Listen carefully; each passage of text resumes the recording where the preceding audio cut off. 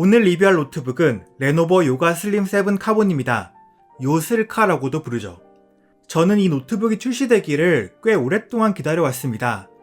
이게 제 기억으로는 2021년 9월에 발표가 된 노트북이거든요.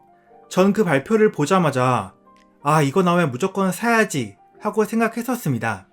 카본 재질, 1.1kg 무게의 세잔 CPU, MX450 GPU, 14인치 고해상도 90Hz 올레드 디스플레이, 쿼드 스피커 등등 그 당시에 울트라북에 기대할 수 있는 최고의 스펙을 다 때려박은 현 시점 가장 완벽한 노트북이라고 생각했기 때문입니다.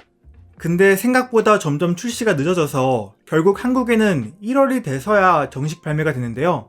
그래도 이 노트북을 줄곧 기다리고 있었던 저는 130만원 정도의 가격을 내고 5600U 모델을 구매해 왔습니다.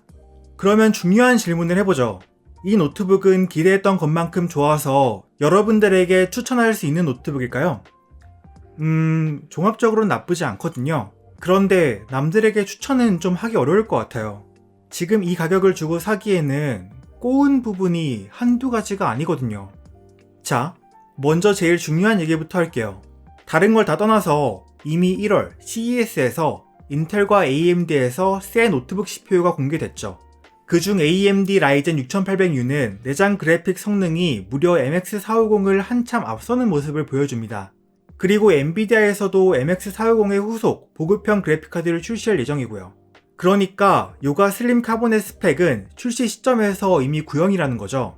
물론 새 CPU 나오고 나서 구형 CPU와 GPU가 달린 노트북을 싸게 사는 건 좋은 전략이지만 그건 세일을 할 때 얘기고 구형 스펙 노트북을 신품 가격 주고 사라고 남들에게 추천하기는 어렵습니다.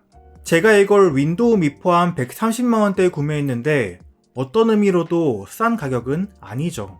다음으로 꼬운 점은 포트 문제입니다. 이 노트북이 C타입 포트밖에 없는 건 잘 알죠? 이것도 물론 큰 단점이지만 솔직히 제 입장에서는 맥북 에어라든지 하는 C타입밖에 없는 노트북을 여러 대 써보면서 익숙해졌어요. 근데 제가 정말 실망했던 부분은 오른쪽에 달려있는 C타입 포트는 충전도, 디스플레이 출력도 안됩니다. 이게 노트북 양쪽으로 충전이 가능한 거랑 한쪽으로만 가능한 거랑 편의성이 꽤 차이가 나거든요. 설계상 문제가 있었는지는 잘 모르겠지만 실망스러운 부분입니다. 다음으로는 그래픽 성능 문제입니다. 같은 이름의 MX450 그래픽이라도 세부 스펙은 조금씩 차이가 나거든요. 요가 슬림 카본에 들어간 MX450은 그 중에서도 전력과 클럭이 낮은 모델입니다.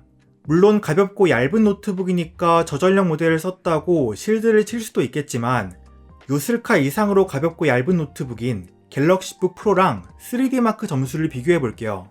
파이어 스트라이크 그래픽 점수는 약 12% 더 떨어졌고요. 타임스파이 그래픽 점수는 21% 더 떨어졌습니다.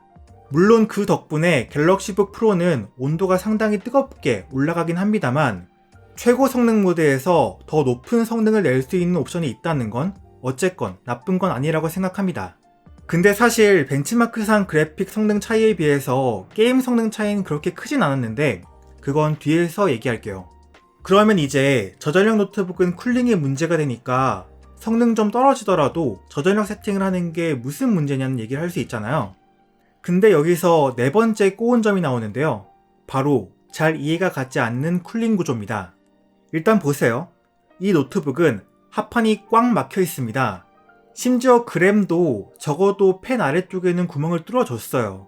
바람이 통할 수 있는 구멍은 힌지 사이 배기구랑 상판 스피커 홀, 그리고 하판 양옆 모서리에 뚫려있는 구멍입니다. 아무리 생각해도 공기 흐름이 원활하기 어려운 구조죠. 이거랑 비슷한 구조를 가지고 있는 노트북이 맥북 프로거든요. 얘도 하판 측면에 통풍을 위한 구멍이 뚫려 있는데 맥북이 지금은 애플 실리콘을 쓰니까 그렇지 얘가 인텔 CPU 쓸 때 쿨링 측면에서 얼마나 욕을 먹었는지 생각해보면 이건 검증된 실패한 쿨링 시스템입니다. 그리고 내부 구조도 확인해볼게요. 요가 슬림 프로랑 비교해보면 같은 두 줄의 히트 파이프라고 해도 요슬프는 공유 히트 파이프고 요슬카는 비공유 히트 파이프입니다. 그리고 팬이 생긴 게 차이가 납니다. 요가 슬림 프로 쪽이 쿨링팬의 블레이드도 더 촘촘하고 각각의 블레이드도 더 길죠. 제가 요가 슬림 프로 리뷰하면서 팬 소음 칭찬했던 거 기억하시나요? 단순히 데시벨이 더 낮다 그런 게 아니라 소음의 질이 상대적으로 저음이라서 덜 거슬린다고 말했죠.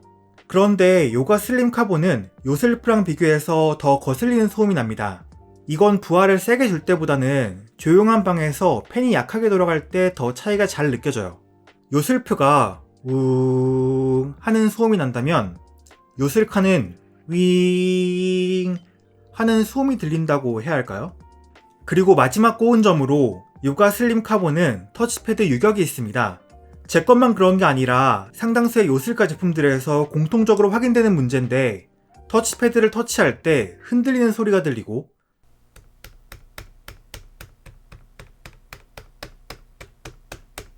클릭하는 위치에 따라서 클릭 소리가 약간 찌걱거리는 소리가 들린다든지, 이 정도 가격의 프리미엄 울트라북에서는 잘 나타나지 않는 품질 문제가 확인됩니다. 그리고 하나만 더 딴지를 걸자면 키보드 타건감도 약간 마음에 들지 않습니다. 뭔가 단단하거나 안정적이지 못하고 살짝 싸구려 느낌이 나는 키감이에요. 물론 키감이라는 건 굉장히 주관적인 부분이 많지만 요가 슬림 프로와 비교해서 장시간 타이핑 시 손가락이 더 피곤한 느낌이 듭니다.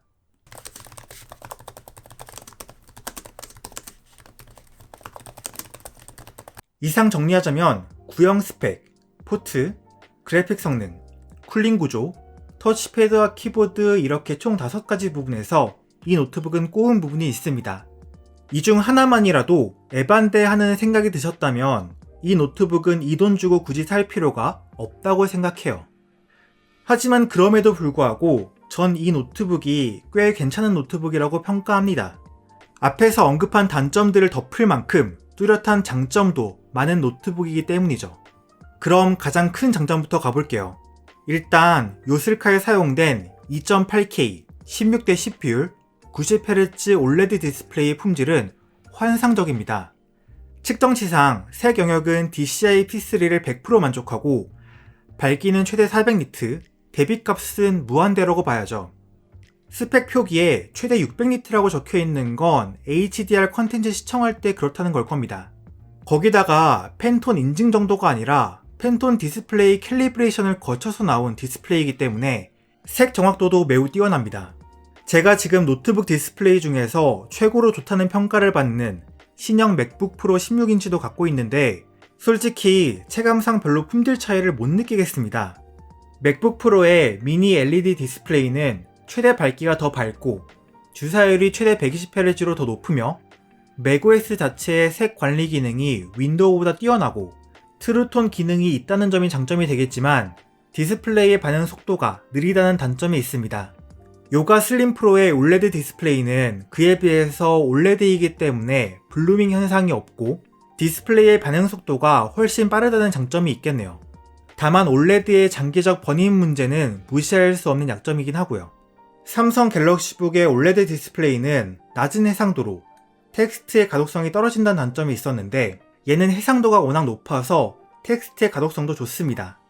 그리고 초기 설정에서 디스플레이의 주사율은 60Hz로 설정이 되어 있을 겁니다. 괜히 해골물 마시지 말고 디스플레이 설정 들어가서 90Hz로 바꿔 쓰시는 걸 추천해 드릴게요. 화면 부드러워지는 게 체감이 됩니다. 다음으로는 가벼우면서도 단단한 만듦새입니다. 쿨링 구조나 터치패드가 마음에 들지 않는 거랑은 별개로 딱 들었을 때 노트북은 딱 짱짱한 느낌이 있습니다. 14인치 노트북의 1.1kg이라는 무게는 상당히 가벼운 편에 속하고 카본 재질의 상판은 좀 두껍긴 하지만 단단하면서도 쫄깃한 느낌이 있으며 키보드 덱과 합판은 마그네슘 재질인데 이게 진짜 그때 그 갤럭시북 프로와 같은 재질이 맞나 싶을 정도로 단단합니다. 힌지도 딱 적절한 강도로 조여져 있고요. 물론 갤럭시북 프로나 그램처럼 진짜 가벼운 노트북들과 비교하면 막 가볍다는 느낌이 없는 건 사실이지만 그래도 가벼운 노트북 찾는 사람들에게 자신있게 추천할 만큼은 됩니다. 그리고 어떻게 노트북 이름이 요가인가 싶긴 하지만 디자인도 상당히 깔끔하고 예쁩니다. 클라우드 그레이 색상이라고 하는데 맥북의 스페이스 그레이보다 조금 더 밝고 실버보다 살짝 더 어두운 정도의 색입니다. 실물로 봤을 때 상당히 색이 괜찮아요. 그리고 디스플레이랑 베젤 사이에 경계가 없는 타입이기 때문에 내부에서 봤을 때도 디자인 깔끔하고요. 또 한 가지 장점이 얘가 스피커가 꽤 괜찮습니다. 쿼드 스피커 구성으로 되어 있고 상향식 스피커입니다. 맥북 에어랑 비교하면 소리 출력은 맥북 에어 이상이고 소리의 품질은 주관적인 부분이긴 하지만 요슬카도 나쁘지 않습니다. 아마 전문적으로 측정치를 내거나 하면 맥북이 이길 것 같긴 하지만 노트북 스피커로 제대로 된 음악 감상을 바라는 건 맥북 프로 16에서나 할 수 있는 사치고 또렷하게 소리를 전달해주는 역할을 잘 해주는 것만으로도 대부분의 윈도우 노트북보다 우월합니다.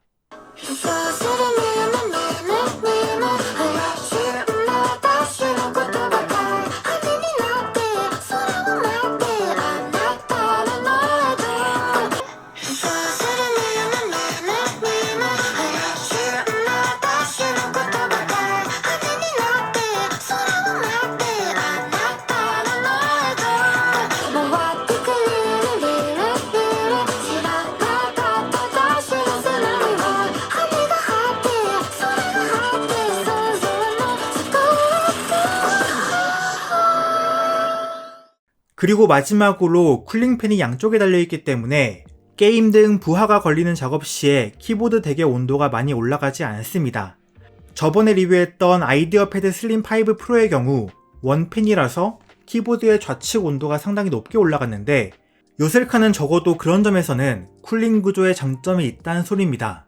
그럼 여기까지 장점을 정리하자면 디스플레이와 스피커 등 시청학적인 부분과 디자인, 가볍고 단단한 만듦새, 듀얼팬 구성이 되겠네요. 이런 부분들을 노트북을 볼 때 가장 중요하게 생각하시는 분들이라면 요슬카는 지금도 매력적인 선택지일 수 있겠습니다. 그럼 각종 성능 테스트와 배터리 테스트를 하고 정리하겠습니다. 모든 테스트는 24도의 실내에서 책상 위에 노트북을 올려두고 레노버 벤티지 극한 성능 모드로 놓고 시행했습니다. CPU 테스트를 위해 시네벤치 R23 10분간 테스트를 시행했습니다.